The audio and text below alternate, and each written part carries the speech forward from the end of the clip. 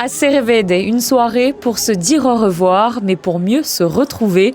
Lieu populaire emblématique de la principauté, le marché de la Condamine s'apprête à faire peau neuve. Cette dernière soirée voulait rendre hommage à ses commerçants et ses habitués, sous le signe de la fête et la bonne humeur. Alors je n'ai pas encore goûté ce que je viens d'arriver, mais ça a l'air très sympathique en tout cas.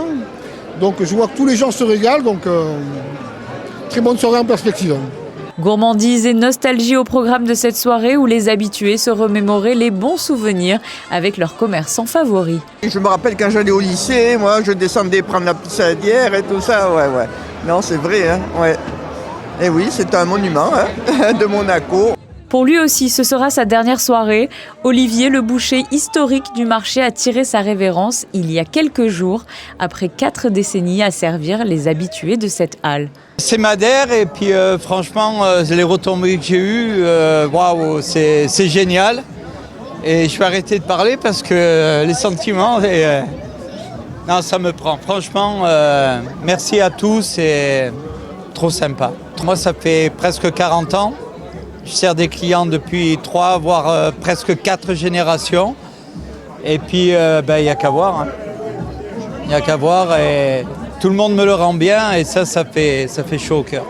Il est lui aussi passeur de tradition. Le stand de Soka chez Roger est une véritable institution du marché de la Condamine. Julien a pris la succession de son beau-père en 2017.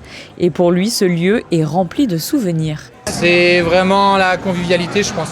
On le voit ce soir, c'est vraiment une réussite. Tout le monde est content de venir passer des derniers moments au marché. Je pense que ça a marqué des générations.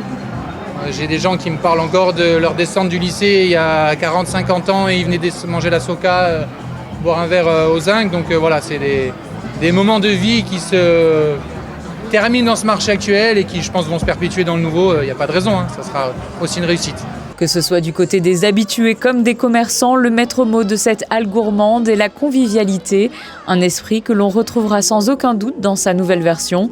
Mais avant de découvrir le nouveau concept, place au déménagement dans les locaux provisoires sur la place d'Armes. Les commerçants vont se préparer aussi à déménager, puisque donc on va leur laisser quelques jours pour intégrer donc les kiosques et les barnums qui seront déjà installés sur la place.